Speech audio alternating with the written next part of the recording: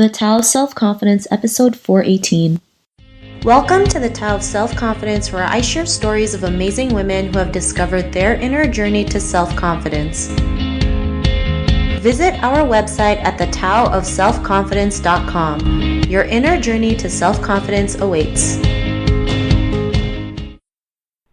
Well, hello friend. Welcome to the Tao of Self-Confidence, where I share stories of amazing women who have discovered their inner journey to self-confidence. I'm your host today, Sheena Yap Chan, and today I have a phenomenal lady on the show today. She is a multi-instrumentalist and a songwriter, and I'm just excited to have her on to share her story with us today. So without further ado, I'm going to introduce you to Treya Lim. Treya, how are you today? Maybe you can fill in a little bit more by yourself to our listeners. Hi. So I am a musician based out of New York. I was born in Taiwan, but raised here, and I'm currently working on my first album. Awesome. Well, thanks for sharing that. And Treya, what's your favorite self-confidence quote? I'm not sure necessarily if this is directly related to self-confidence, but I think it definitely contributes to living with more light, but it's from a book called Still Life with Woodpecker, and it's never too late to have a happy childhood.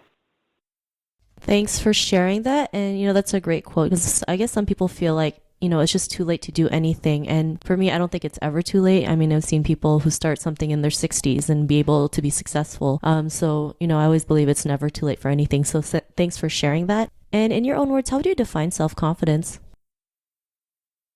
Well, I am on my path to finding it, but I think it's the ability to live life without, and to make decisions and to do what you love without these things being shrouded in self-doubt and fear. Thanks for sharing that, and that was a great definition. And Treya, what was your life like before your discovery of self-confidence?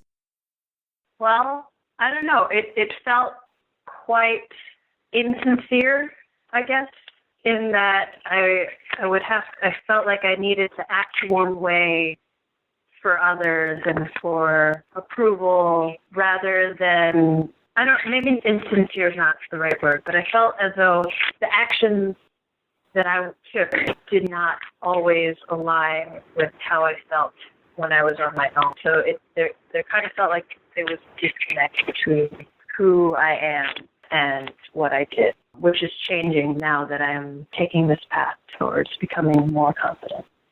Thanks for sharing that. And was there a moment in your life where you realized you didn't have to, wait for approval or do actions that wasn't aligning yourself? What was that aha moment to take that next step to get more confidence?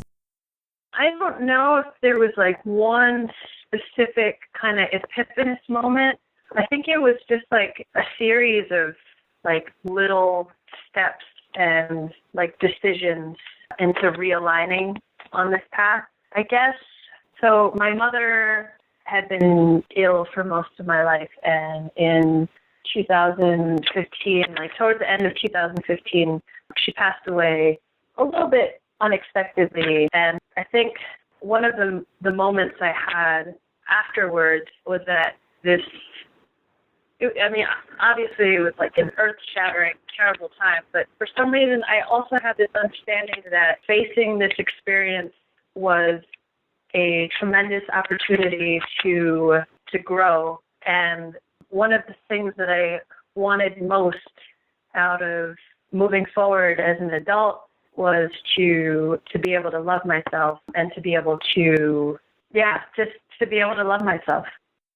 Thanks for sharing that. And, a lot of people out there don't even exercise self-love or learn to love themselves because they feel like they have to do a lot of things for other people. And, because of your realization, what's your life been like now? Well, it's definitely a progression. I don't know that I can say that I have completely achieved self-confidence yet, but it's been wonderful.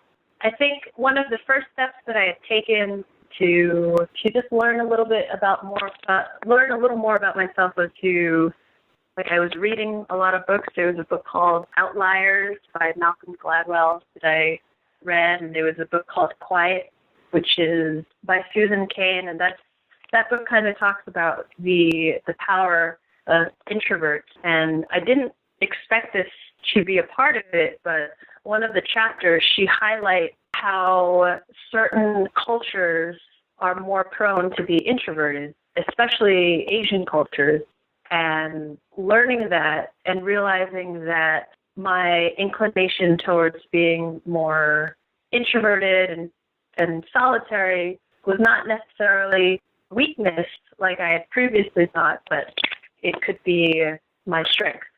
And kind of having that realization has been helpful in my growth. Thanks for sharing that. And there's nothing wrong with being an introvert. There's a lot of people who are introverts but are very confident. It's just like that quiet confidence that people can see through. And, like you mentioned, you can embrace it instead of thinking of it as a flaw or something bad. And to the woman who's listening to your episode, she may be in her own journey of self-confidence. What would be that one tip you would give to her? Just be patient with yourself. Change is incremental. You just have to be persistent. Find something that is important to you and use that as a focal point to keep moving forward. I think that, even if it's something as simple as love, like so long as you have something to focus on when things are tricky, having something just ahead of you to keep you focused is very important. Thanks for sharing that, and those were some great tips. And if our listeners wanted to get to know a little bit more about you and what you do, is there any links or social media profiles we can connect with? Yeah, you can find me at TreyaMakesMusic.com. That's TREYA makesmusic.com, and that's also my handle for Instagram and Twitter and Facebook. I am also currently crowdfunding to put my first album together. I'm recording with Kaki King, who is a phenomenal guitarist and instrumentalist, and you can pre-order the album and you can support the cause by going to Pledge Music, PLEDGE music.com/Treya. Thanks for sharing that. And to our listeners, if you want to connect with Treya, you can also head on over to the taoofselfconfidence.com and search for Treya's name. Her show notes will pop up along with everything else we talked about. And I just want to thank Treya for taking the time to share her story and tips with us on self-confidence. So thank you so much. Yeah, pleasure. Thanks for doing this and for reaching out. Not a problem. It was great having you on the show. And to our listeners, be on the lookout for another new episode of another amazing woman's journey to self-confidence. And we'll talk to you soon. Bye for now. Bye. Thank you for tuning in to another amazing episode of The Tao of Self-Confidence. Get your free audiobook by visiting our website at thetaoofselfconfidence.com. Your inner journey to self-confidence awaits.